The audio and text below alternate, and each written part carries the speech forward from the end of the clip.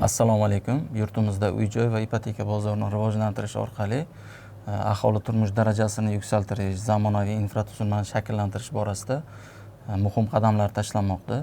2025-yilda bu yo'nalishda islohotlar yanada kengayib, davlatimiz rahbari tomonidan joriy yil uchun maxsus dastur qabul qilindi. Ipoteka kreditlarida dastlabki badalni hamda foiz to'lovlarining bir qismini qoplash uchun davlat byudjeti tomonidan 2,5 trillion so'm miqdorida byudjet mablag'lari ajratilishi ko'zda tutilgan. Subsidiya xabarnomasini olish uchun fuqarolarimiz davlat xizmatlari markaziga tashrif buyurgan holda yo bo'lmasa yagona interaktiv davlat xizmatlari portali orqali ariza berishlari mumkin.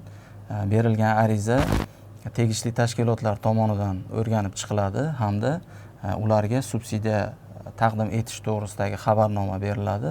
Ushbu yo'nalishda Biznes rivojlantirish bankida ipoteka kreditlari mavjud. Fuqarolarimiz bank tarmoqlariga tashrif buyurgan holda yo bo'lmasa bankimizning BRB mobil ilovasi orqali onlayn ariza bergan holda rasmiylashtirishlari mumkin bo'ladi.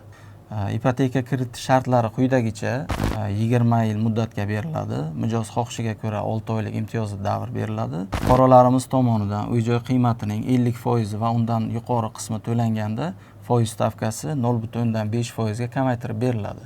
Batafsil ma'lumot olish uchun bankning qisqa raqami 1254 raqamiga murojaat qilishingiz mumkin yoki bo'lmasa brb.uz sayti orqali yo bo'lmasa bank tarmoqlariga tashrif buyurgan holda to'liq batafsil ma'lumot olishingiz mumkin bo'ladi.